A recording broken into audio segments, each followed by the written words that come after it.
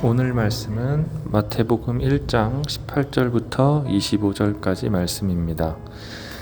예수 그리스도의 나심은 이러하니라. 그의 어머니 마리아가 요셉과 약혼하고 동거하기 전에 성령으로 잉태된 것이 나타났더니 그의 남편 요셉은 의로운 사람이라 그를 드러내지 아니하고 가만히 끊고자 하여 이 일을 생각할 때에 주의 사자가 현몽하여 이르되 다윗의 자손 요셉아, 네 아내 마리아 데려오기를 무서워하지 말라. 그에게 잉태된 자는 성령으로 된 것이라. 아들을 낳으리니 이름을 예수라 하라. 이는 그가 자기 백성을 그들의 죄에서 구원할 자이심이라 하니라. 이 모든 일이 된 것은 주께서 선지자로 하신 말씀을 이루려 하심이니 이르시되 보라, 처녀가 잉태하여 아들을 낳을 것이요 그의 이름은 임마누엘이라 하니라 하셨으니 이를 번역한즉 하나님이 우리와 함께 계시다 함이라. 요셉이 잠에서 깨어 일어나 주의 사자의 본부대로 행하여 그의 아내를 데려왔으나 아들을 낳기까지 동침하지 아니하더니 나음에 이름을 예수라 하니라. 아멘. 현대에는 의학과 생명공학 기술이 발달하여 생명을 잉태할 수 있는 여러 가지 방법들이 생겼습니다. 인공수정이나 시험관 시술이 대표적이죠. 그럼에도 불구하고 동서고금을 막론하여 변치 않는 생명의 법칙이 있습니다. 사람이 생명을 잉태하기 위해서는 생물학적인 아버지와 생물학적인 어머니가 반드시 있어야 한다는 점입니다. 이 땅에 태어난 그 누구도 이 법칙과 질서를 벗어나 태어난 사람은 아무도 없습니다. 오늘 마태가 소개하는 단 한 분만이 예외인데요. 바로 처녀에게 잉태되신 예수 그리스도이십니다. 성경은 이 신비를 한 문장으로 설명합니다. 성령으로 잉태된 것이다 라고 말이죠. 누가복음에서는 이 모습을 조금 더 자세히 묘사합니다. 성령이 내게 임하시고 지극히 높으신 이의 능력이 너를 덮으시리니 이러므로 나실 바 거룩한 이는 하나님의 아들이라 일컬어지리라. 성령이 임하시는 모습을 두고 감싸다, 덮는다 라고 말을 하고 있는데요. 성령 하나님께서 덮으시고 감싸는 모습이 성경 다른 곳에서도 나옵니다. 창세기 1장 2절입니다. 하나님의 영이 수면 위에 운행하시니라 이렇게 말하죠. 운행하다 라는 말은 마치 새가 날개를 덮고 감싸는 모습을 의미합니다. 태초에 성령 하나님께서 천지를 덮고 계심으로 창조의 일을 행하셨습니다. 온 세상을 지으신 능력 성령 하나님께서 지금 마리아를 덮고 있습니다. 이로써 예수 그리스도께서 잉태되셨는데요. 이것은 성부 하나님께서 예수님을 통해 성령 하나님의 능력으로 이 세상에 새로운 창조의 일을 시작하고 계심을 보여주고 있습니다.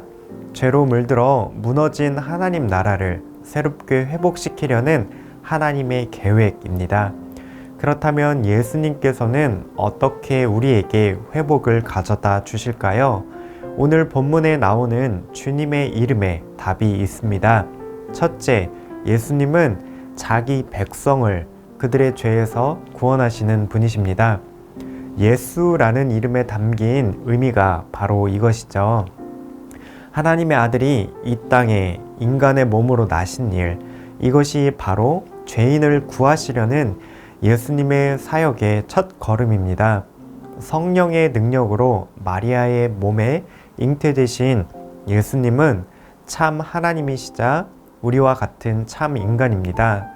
참 인간이기에 우리와 똑같은 모습으로 시험과 고난과 아픔을 당하셨습니다. 그리고 참 하나님이시기에 죄가 없으시며 우리를 능히 죄에서 건져 하나님과 멀어진 그 관계를 다시 이어주셨습니다. 이 일을 위해서 예수님이 이 땅에 예수라는 이름으로 찾아오셨습니다.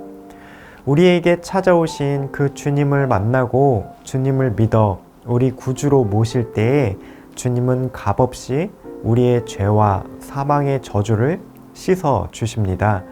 죄인이었던 우리를 용서받은 하나님의 자녀로 새롭게 창조하시는 놀라운 은혜가 예수님께 있습니다. 예수, 그 이름에 담긴 의미를 생각할 때 성탄절을 맞이한 오늘 세상에서는 누릴 수 없는 기쁨, 죄와 사망의 저주에서 건짐을 받는 기쁨이 솟아나게 될 것입니다. 둘째, 예수님은 세상 끝날까지 교회인 우리와 함께 하시는 분이십니다. 23절에 예수님의 두 번째 이름이 소개됩니다. 보라, 처녀가 잉태하여 아들을 낳을 것이요 그의 이름은 임마누엘이라 하리라 하셨으니 이를 번역한즉 하나님이 우리와 함께 계시다 함이라. 우리는 보통 누구와 함께하고 싶어 하나요? 우리가 좋아하는 사람, 사랑하는 사람이죠. 주님이 우리와 함께하고 싶은 이유도 마찬가지 아닐까요? 주님은 그분의 몸된 교회를 사랑하시기에 영원토록 함께하고자 이 땅에 찾아오셨습니다. 그런데 주님이 우리를 사랑하심은 인간의 사랑과는 전혀 다른 방식입니다. 우리는 취향이나 기호에 맞는 사람 혹은 잘 맞거나 좋아할 만한 사람을 찾아서 좋아합니다. 별로 함께하고 싶어 하지 않는 사람하고는 어울리지 않으면 그만입니다. 그러나 주님은 우리가 그분의 취향이나 기호를 맞춰드렸거나 우리가 그분에게 사랑받을 만한 행동을 했기에 사랑하시지 않으십니다. 거룩하신 주님은 죄와 허물로 가득한 우리와 함께 하시기가 너무나도 불편하실 텐데요. 그럼에도 불구하고 우리의 죄를 용서하시고 죄를 씻어서 함께하고 싶어 하시는 주님입니다. 값없는 사랑과 은혜, 이것이 바로 주님이 우리를 사랑하신 방식입니다. 이 사랑을 가장 잘 말해주고 있는 지점이 무엇인가요? 22절에 이 모든 일이 선지자들이 하신 말씀대로 이루어진 것이라고 말을 하고 있죠.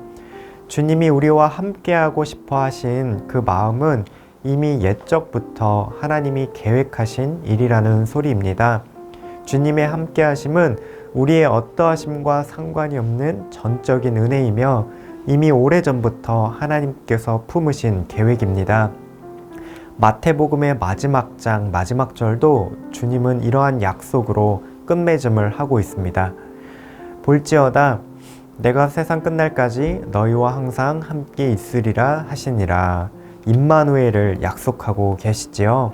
성탄의 아침 우리가 예수님이 이 땅에 오심을 생각할 때에 그저 우리를 새롭게 하시고 회복시키시는 주님의 사랑만이 우리 마음에 남게 됩니다. 예수, 그분은 우리를 죄에서 구원할 자이십니다. 죄인을 구하기 위해 죄 많은 이 세상 가운데 기꺼이 찾아오신 하나님의 아들이십니다. 임마누엘, 이 세상에 우리가 지치고 힘들 때 쓰러지지 않게 결코 홀로 두지 아니하시고 늘 함께 하시는 주님이십니다. 주님이 오셔서 우리에게 행하신 일들을 기억할 때에 우리는 세상은 줄 수 없는 그러한 기쁨으로 성탄절을 가득 채우게 될 것입니다. 함께 기도하면서 예수님의 이름을 높여드리면 좋겠습니다. 우리를 죄에서 구하기 위해 이 땅에 찾아오신 하나님의 아들 예수, 그 이름 높여드립니다. 우리를 아무 조건과 형편과 상관없이 사랑하사 영원히 함께 하시는 임마누엘 주님의 이름을 높여드립니다. 오늘도 주님 주시는 사랑과 은혜 누리며 풍성한 성탄절 보내시기를 바랍니다.